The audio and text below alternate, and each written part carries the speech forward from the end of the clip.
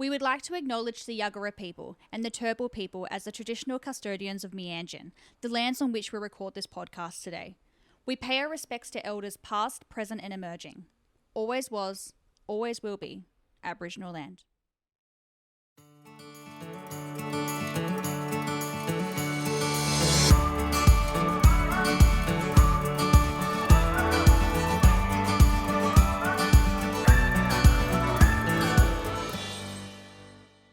Hello, everyone, and welcome to For the Health of It, a podcast made for healthcare professionals by a nurse on the inside.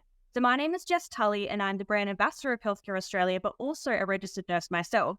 So if you had been a listener of this podcast, you will know that I'm very heavily involved in working in the rural remote sector of agency, but also metro. But today's episode is really awesome because it's talking about all the things I love, which is travel nursing. So this applies to nurses and midwives working all across Australia. And I have a special guest with me today. So I've got Caroline Tui, who not only is a pretty amazing rural remote consultant, but she's now the team leader of R&R in the Brisbane office. And she was my original consultant when I first started working for HCA. So this is very special and a very personal episode for me. But I want to have a huge welcome to Caroline. Thanks, Jess. How are you? I'm good. Are you nervous? How are you feeling? Yeah, definitely. Of course. But you're talking about all the things that you love, right? You absolutely love HCA. Before we dive into rural remote, I want to learn a little bit about you because people would have just had a little bit of they would have heard a little accent just then. Yep, that's it. So I'm originally from Ireland, moved over here about maybe 13 years ago. And I've been working for HCA since 2019. So I first started as an administrator with the rural and remote team. And about 8 months into that, I switched over to a consultant where I worked as a consultant for about 2.5 years. And of course, I got to spend a lot of my time with Jess. And then probably the last year, I've been working as a team leader for the rural and remote team where I kind of coach and do the day-to-day running of the consultants here in the Brisbane team. So good. And trust me, the R&R team do so much work behind the scenes. Like, I didn't realize as a nurse myself how much work you guys had, right? I would complain about how much work I had to put in with all my paperwork and documentation as a nurse. But seeing what you guys do, it is actually quite an eye-opener. So that's what this episode is going to be about, is trying to explain to nurses what is rural remote nursing, but also like the onboarding kind of expectations and all the questions that I get sent in daily on social media. So you've been with the company for a few years. You know, you had to deal with me as your as one of your nurses for you. The first question I always get asked is, how many years experience do I need? Like, what's the minimum requirement of joining R&R or travel nursing? So to join the R&R team, we want to make sure that all nurses have at least 2 years postgrad experience. And the reason for this is that going rural and remote, it can be very different to working in an urban setting. So you want to make sure that you have the skills and you're able to cope with being out there in these facilities on your own potentially.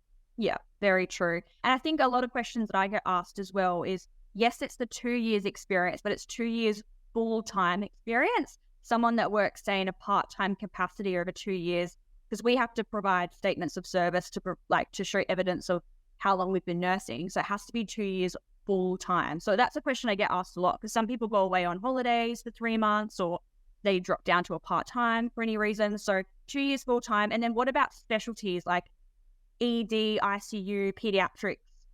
How long do you need for those areas?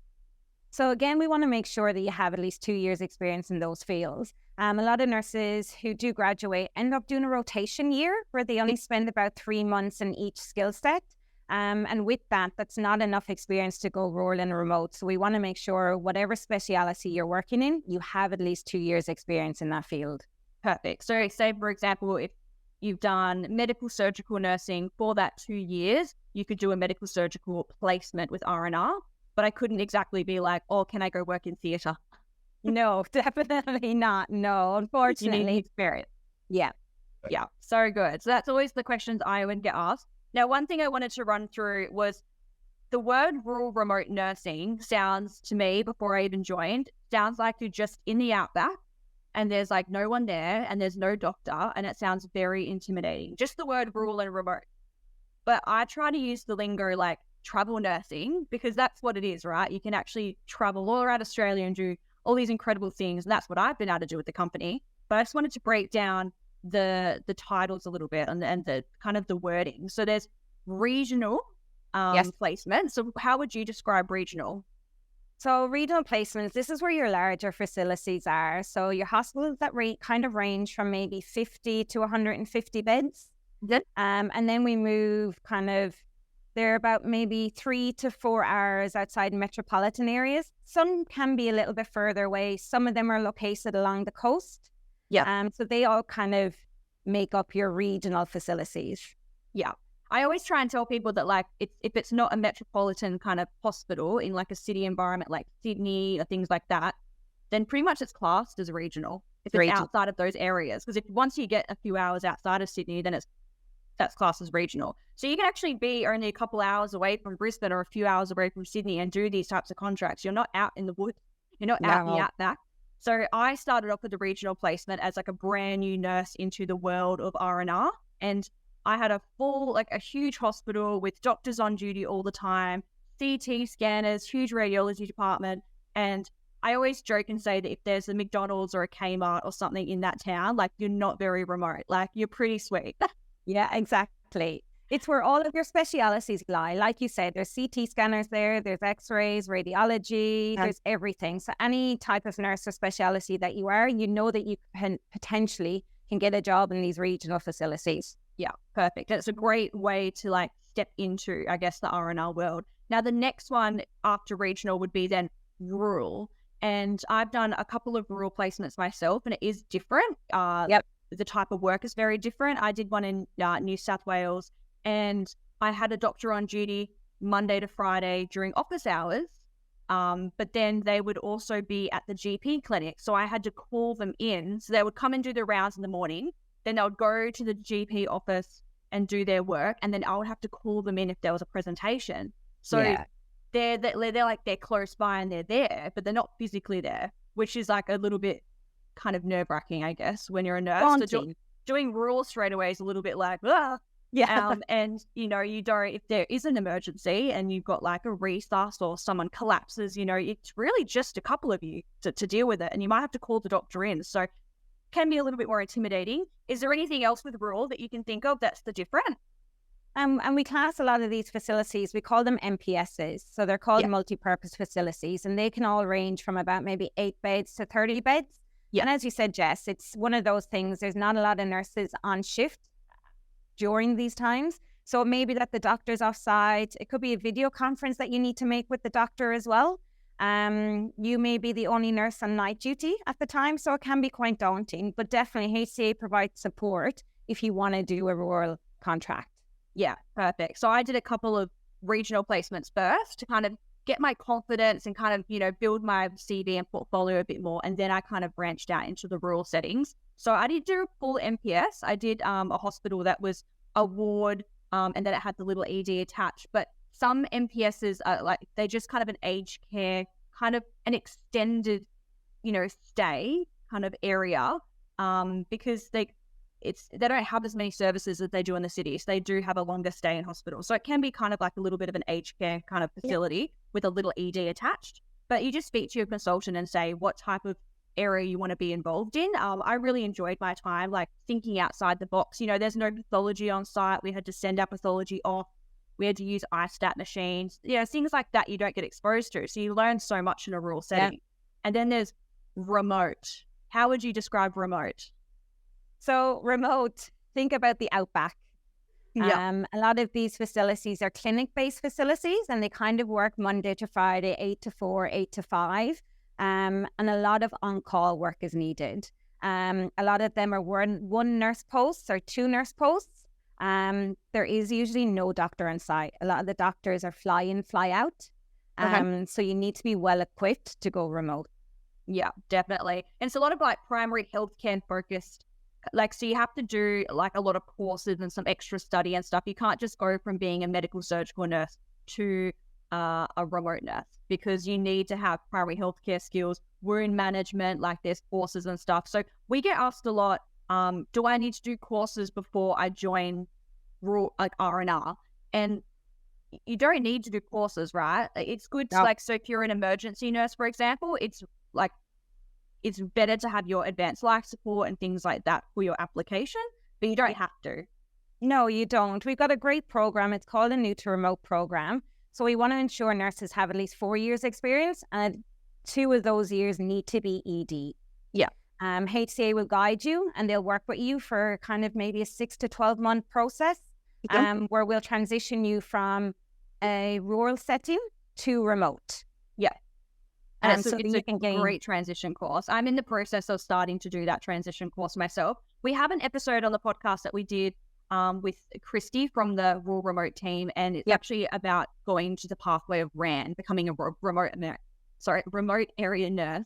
And she talks about all the pathways and the courses that you need to do. So it really depends on, why do you want to do rural remote nursing? Are you doing it for the experience? Are you doing it for the personal experience, personal growth, to be able to travel Australia and meet new people and new facilities? Are you just wanting it for the money? We'll get to the money side of it a little bit later as well.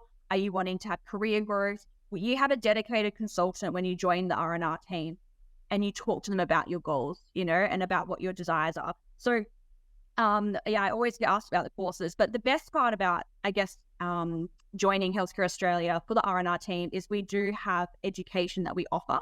So we do have courses in our offices all across Australia to do your basic life support and your manual handling. So you can book those in and do those, but also you get education bonuses as well. Do you want to go through the education allowance that we're given?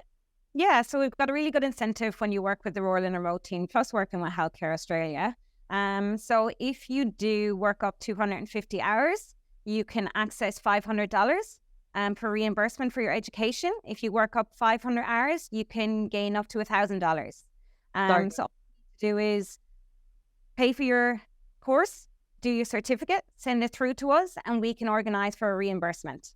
So any course that you want to do, as long as you receive a certificate, there should be no issues with having it reimbursed. So it's a really good opportunity, I think, that nurses should really avail of.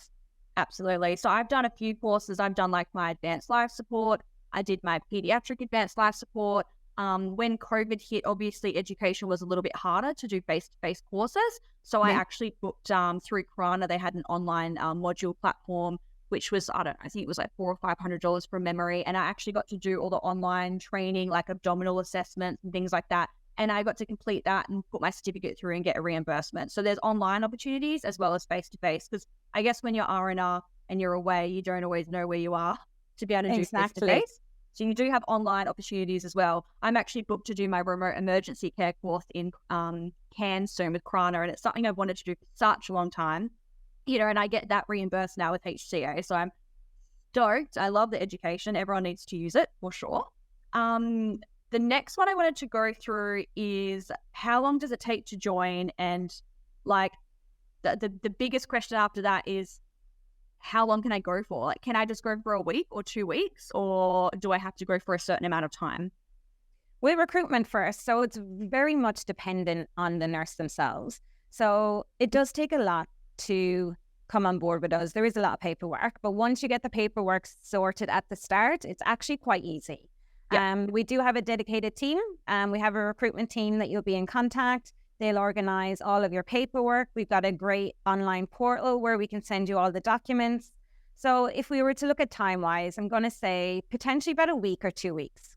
Yeah. If you are happy and ready to start on an ASAP, we can push that through quicker. But it takes about maybe 10 to 20 hours for us to onboard a nurse.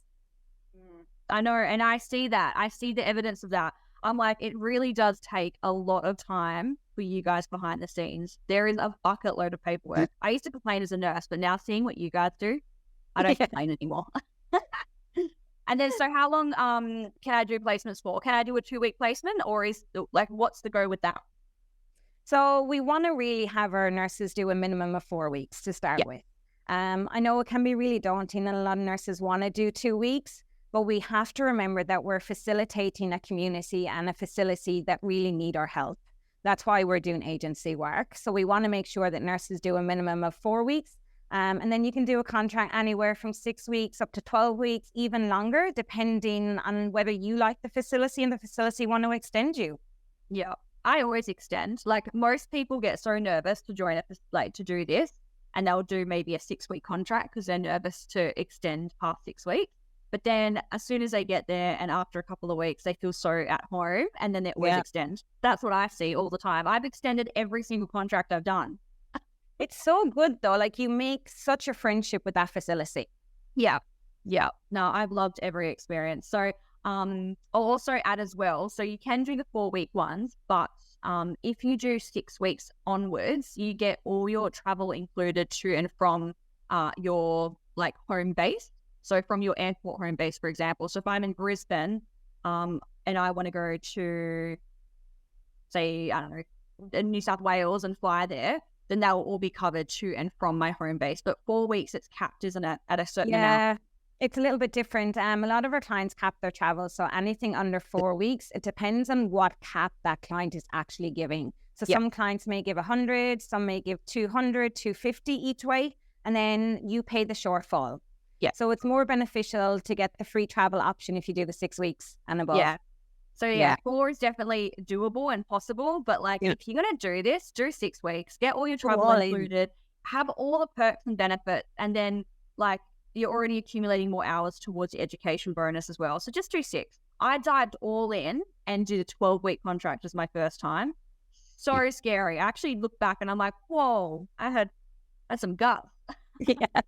But no regrets whatsoever because I absolutely loved my experience, obviously. So let's talk about the compliance in each state because I get asked these questions a lot and I've dealt with it myself and I understand, I guess, the frustration when it comes to like nurses and midwives wanting to say they're working in Queensland, they're loving it and they're like, cool, so can I go to WA next week? How do you react when someone says that? It's very difficult because a lot of nurses, when you on board with the Rural and Remote team, a lot of nurses like to think that the paperwork is done at the start. But then as we kind of assign you a consultant and you get to know your consultant, that's when you decide on the states that you want to go and work in. And unfortunately, some of the states do require more paperwork than others, especially WA. WA is probably one of the hardest states to get into. Their compliance management is so high. So we kind of do this as a later stage as you progress through your travel nursing. But working with children, you need to get your MRSA, you need to get statements of service, you need to make sure that all of your serology has levels on it and it doesn't just say that it's immune. So there's a lot of back-end work that's needed in the by HCA. We're happy to do it on your behalf, but some of the nurses need to ensure that they're also happy to do a lot of the paperwork themselves so that we can mutually find a really good placement in that state for them. Absolutely. So it's all, I guess, it's all back to communication as well. So once you are assigned a consultant, you can have a chat about, what your desires are. Have a think about, where is it that you want to go? And like, why is it that you want to go to WA? Is there a huge, strong desire to go there in particular? Or did you just choose it for the sake of it? Because if you're happy to go to Queensland or New South Wales, then that's actually quite an easy process. And then you can actually have more time to sort the paperwork out and then maybe do a WA one a little bit later. So WA and NT are like the hardest compliance. So NT's got a bucket load of paperwork as well. Yes. I just personally done all my NT paperwork because I'm going to be going in a couple months. And, I had to get a hepatitis A injection. I had to get like my working with children check. I had to get a police clearance. Then you've got to get like stat decks to prove that you've applied for them. And my working with children check took nearly 3 months to get to me. It only just came to me and I applied for that 3 months ago. So it can be quite lengthy. So Queensland is like one of the easier ones to work in, isn't it? And New South Wales. Yeah, Queensland and New South Wales are pretty straightforward. A lot of the paperwork we can do on your behalf. And a lot of the paperwork is already done while you've been onboarding with the team. So it's quite easy to do. As you said earlier, do a contract first in these 2 states. Then if you're wanting to do WA or NT, we can get the paperwork ready while you're currently on contract. Yeah. And it's the easiest way to do it, right? Yeah.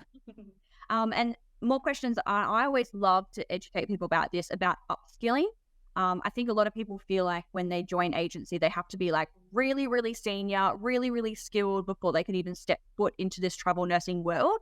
But it's not the case. As you said, it's that 2 years experience. And if you're an eager learner and you want to learn and a facility can see that, there are opportunities to speak to the facilities and say, hey, like I'm such a keen learner. I've done this contract with you. These are my references. I've got good feedback. Can I maybe get trained in emergency, or can I maybe get trained in this area? And if they're open and willing to do that, then obviously HCA have your back as well, and they will help support you with contracts so you can upskill. So my story was I was a ward nurse and a theatre recovery scrub scout. And I did a theatre placement for my first one, and I kept going back to that same facility doing that. And I kept getting pulled out of theatre to help out an emergency when they were really, really busy and we didn't have much going on.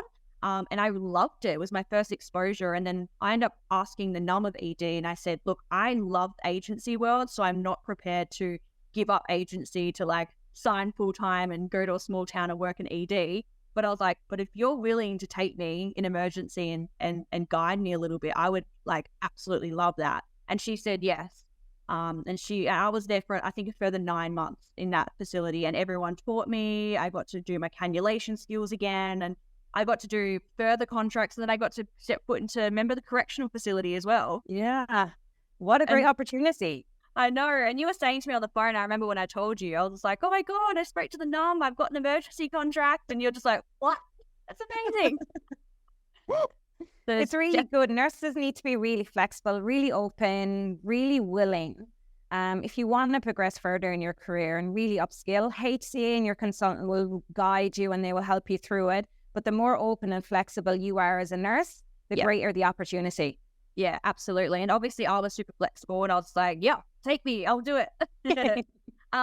Now, what about accommodation? So we spoke about travel, and that's included, it's obviously capped at 4 weeks, and 6 weeks it's included. What about accommodation?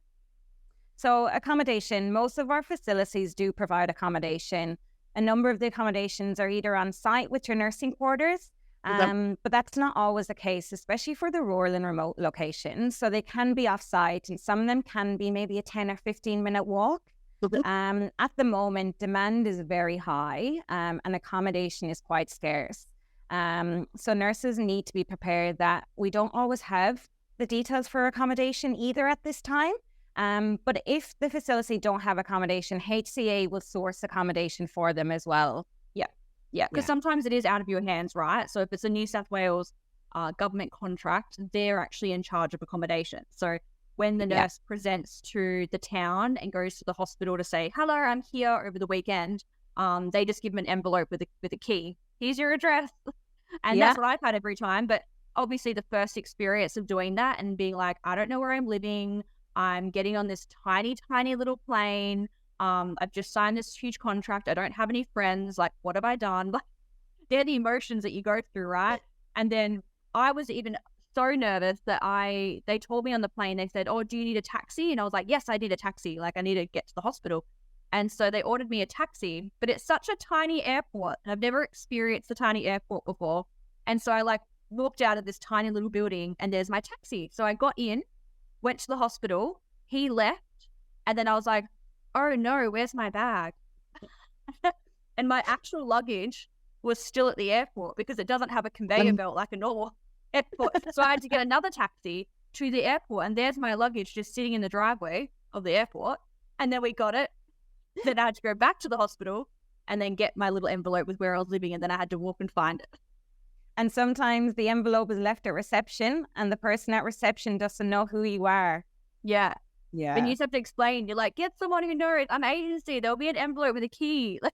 Yeah. And it's always there. Always there. And so obviously as well, like when it comes to your roster as well, if, sometimes the consultants will have the capacity to get maybe your first week or first day or something, but otherwise it's until you get to the actual placement that they will then give you your roster. So just rock up on the first day in the morning. Hello, I'm Jess. Yeah.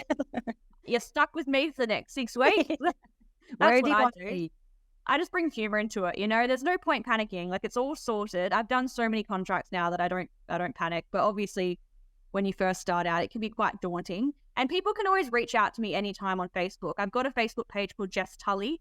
And if you ever do have, those nerves or questions about Raw Remote, flick me a message. I'm happy to chat to you anytime and just like calm the nerves and get you excited, because it's an exciting pathway and it's an exciting move that you're doing. It's, it's obviously going to be daunting and scary, but it's worth it.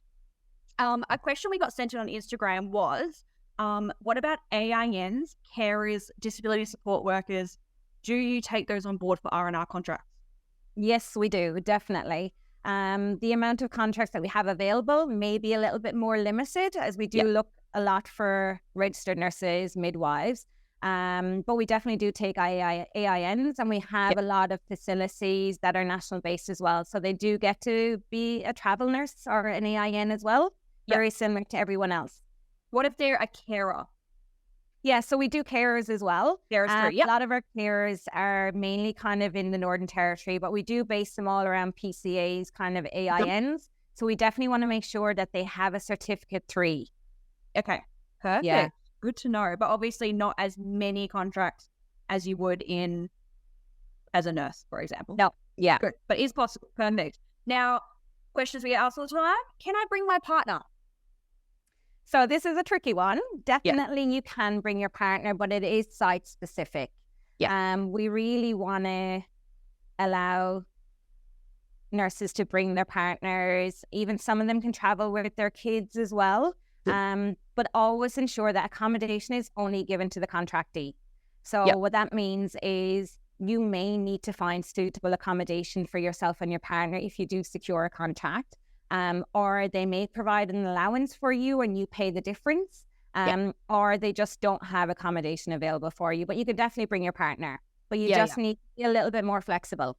Yeah. So obviously it's going to limit your options of where you can go if the facility will accept you, because if they have somebody who doesn't have a partner versus somebody who's bringing their partner, and then that one's just way easier, right? If you're just like, oh, let's just do that, because when I do my accommodation, I'm always sharing in a house with other nurses. So I guess from another nurse's point of view is if you've got a random male or female partner in the house and like you're sleeping on night shift and you get up and they're just kind of sitting there, it's a very strange feeling. I think it would be a really unusual feeling. When it's a buddy nurse, it's fine. But when it's just like someone's partner in your house and in your environment where you want to, I guess, feel safe and you feel a little bit uncomfortable because it's sort of not really your home base, right? You're just there staying temporarily. Having some random there would be weird.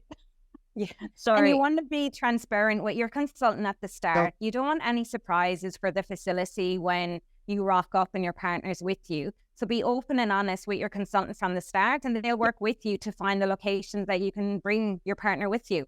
Yeah, because I mean, people are caravanning around Australia, and you can just have a caravan spot at the local caravan park, and you can stay there together versus the actual nursing accommodation. So there are lots of ways. So it is possible, but obviously it is going to limit your, I guess, options. But it is possible. Now, what about dogs? It's the same thing with dogs, isn't it? If you want to bring your pet.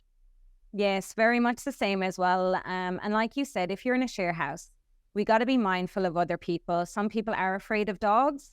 Also, is leaving your dog in the house for 8 to 10 hours a day, is that reasonable? So some facilities will cater for dogs, but again, same option. You may need to find your own accommodation. Yeah, very cool. I think the best thing is if you've got, say, a nursing friend, say you're doing a work holiday visa, or you've just got a best buddy that's also a nurse, you can do placements together as a duo as well, which I think is really awesome. So if you do have a partner that's a nurse, that's different. So when it's like, can I bring my partner? If they're also a nurse, that's a double win. You're a duo and you can go together and you can have your accommodation together. But if you've got your best friend with you, depending on your specialties and your skill set and what you guys are doing, the consultants will do their best to place you as a duo. So that's definitely an option. And so many people do that, which is great. The other question that I've had from consultants just to bring up is the importance of, I guess, the nurses and the midwives and the healthcare professionals of keeping up to date with their own mandatory CPD requirements. So you'll notice on the EHCA app, it'll tell you when when something's expiring and when something is okay, but you will actually get alerts in your email. And I mean, I'm guilty of it too. I just ignore the emails all the time. We do that. I don't know why we do that. We nurses are a little bit lazy in that department. But when it comes to your basic life support and it comes to your manual handling, hand hygiene, even just those simple certificates, your consultant will be reminding you, but it is also your responsibility to do it. And this is a part of your like ARPA registration and like being a nurse in general. Like if you're at any other hospital, you would have to do your basic life support and your manual handling. So if you're at a facility, I always ask the educator at the facility, I'm like, hey, I'm due in the next month or 2 months for my basic life support. If you've got any training while I'm here, let me know and I can get it done. So they'll always remind you, but that's the biggest thing as well, isn't it? Is you guys having to chase up mandatory like compliance checks and stuff, isn't it? Yeah, and we feel bad. We don't want to be bugging anyone every day or every second day, but it's really important to make sure that the nurse is compliant when they go out and contract. It's for their best interest, not so much for HCA. And as you said, if you go to the facility and they have education running, see if they can put you in a course. See if they can do your basic life, your manual handling, even your medication management. It's really important to be up to date when you're on contract in case something comes across and you want to be able to deal with it. Yeah, absolutely. Honestly, every time I do any type of placement, I always hit them up to do basic life support. They don't mind. I'm just an extra person signing a certificate. Like it's like I'm just signing on the piece of paper that I attended that course. Like it's super easy and they don't mind. Like you're still a staff member at the end of the day, and everyone needs to do it. I hate doing it. That doll, I always get really sweaty trying to do CPR on that doll. But we got to do it, you know. If you can't do CPR, there are certain areas of nursing that you shouldn't be working in. So it is important, and it's not you guys being annoying. Even though just recently my my CRC, just my criminal record check just expired, but I got it done. Good on you. But I still struggle too, and I don't know what it is about nurses because I honestly just ignore the emails, and I don't know why I do it. But we've got to stop doing it, guys. As a team, we've got to stop doing it. Now, we've covered so much today. Is there anything else that you can think of that we haven't covered that you want to bring up? We do give some incentives. Yeah, let's talk about more incentives. Education, yeah. So we do have an option for uniforms where you can get a full scrub, top and bottom. And for those who want a scrunchie. No, it's not called a scrunchie. It's called a scrub-chie. Oh, I didn't know that. Scrub-chie, yeah. Very cute. Yeah. So you just need to have 250 hours to avail for that. So it's a really good incentive. Yeah. So obviously when you're on board, you get the polo top. Yeah. We give out some free polo tops. We usually give about 3 when we give you a welcome pack when you're going on your first contract. So if you work up about 250 hours, you can then organize to get your full set of scrubs. Yeah. And they're premium quality, guys. Premium. But if you don't want to wait and you're a little impatient, you can buy them outright. And obviously it is tax deductible. I mean, speak to the ATO, of course, but it is a tax deductible thing for a nurse to buy uniforms. So they're only $90 for a pair, for top and bottom together. And I know a lot of nurses love, say, the FIG scrubs. FIGs are a great quality scrub. They're in America and it's about $140 for a pair to get over to Australia. So $90 for a set here is pretty good, and they're so comfy. I wear them every day. I rock the purple. I love it. You can eat. People joke and call you Barney sometimes, but that's fine. Barney the dinosaur. But I get so many compliments of the scrub. So yeah, that's some more incentives you've got as well. And is there any other incentives with R&R in certain placements or anything like that? Yeah, so some clients will give an allowance. It is client specific and it is state specific, but we will always try and get the best deal for you. Yeah. Some do provide a living away from home allowance, which is a great incentive. So definitely speak with your consultant and they can go through all of those options with you. Perfect. And I think we'll end the podcast talking about pay. Now, a lot of people always slide into my DMs and they're like, so I want to join HCA. I've been a nurse for 5 years. How much will I get? And that it's too broad of a question to answer, right? So how would you, if somebody calls you up and says, I'm a year 5 nurse, I want to join R&R now, I want to do a contract, how much will I get per hour? Look, it is really difficult. It is state specific and it is client specific. And again, it also depends on your increment level. It's very hard for us to determine your increment level without your statements of service. Yeah. So what I would do is once you come on board with us, once you've been assigned a consultant can go through all of those with you before you go out and contract. So you've got all of the information at hand. Yeah. So you don't have to sign any contract and go on a placement until you know your hourly rate. You know, I've been doing agency nursing for over 5 to 6 years. And I've always found that my pay has been very good. Like there's a reason that I don't go back to a metropolitan hospital. It's because the pay's better. I have flexibility as well to be able to take time off whenever I want. There is obviously the downside of not having annual leave, but there are little tricks of the trade, trust me, to accumulating pay. For example, you know, message me on Instagram or Facebook if you want to know more, but you know, you're able to change your pay date on the app as well for certain shifts. So if you do some extra shifts in the metro setting or R&R setting, sometimes you have the capacity, it depends on what contract you're doing. You can move pay dates, you can accumulate. I know all the sneaky ways to do things. So if you've got like a holiday planned and you've got 6 months and you want to do contracts, you want to do agency, but you want to have pay when you're going away, like talk to me and I can help you with a plan, because there are pros and cons to being agency.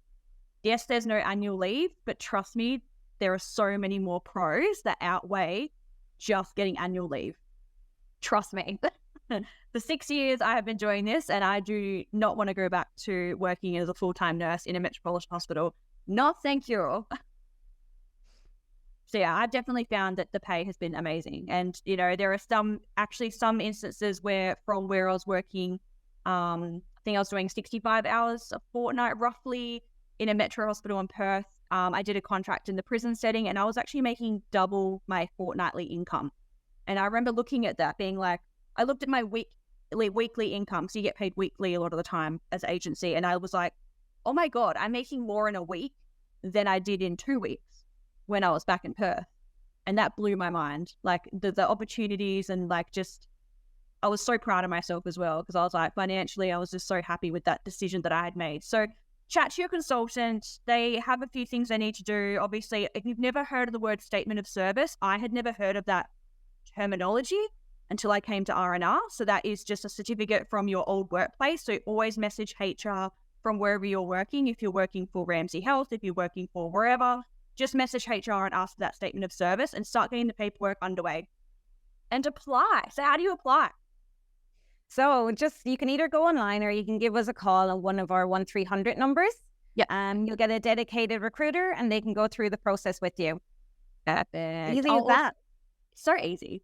And I'll also put a link to apply on the show notes here. So if you just go onto the show notes of this podcast episode, and there'll be a little link to apply, but make sure you do upload a updated CV and have 2 recent clinical references, because that can sometimes take a little bit longer for you to get onboarded. So make sure you have references. Okay, perfect. Well, thank you so much, Caroline, for joining me. Thanks, Jess. It's been a pleasure. Been so fun. My old consultant. Best consultant ever, honestly. I had the best time, and that is why I'm such a I guess you're a huge reason of why I love Healthcare Australia and I love being in Team Purple, and just why I will forever be agency. And that was my experience with you as my consultant. So you can honestly just have the best relationships with your consultant, and I used to vent to you all the time and I appreciated it. And you were my biggest hype girl when it came to me wanting to upskill. And I'm just, very grateful. So thank you, Caroline. You're welcome. And look, we're all so passionate about this. We're not doing this for us. We're doing it for you. Yeah. Yeah. I love that. And I see that in every single consultant here in the Darwin and the Brisbane office. Yeah. It's great. You guys. You're welcome. We love it. Thank you so much for being on For the Health of It podcast. And everyone, give us a 5-star review and share the love, because we want to get this podcast out there. All right. Bye, everyone.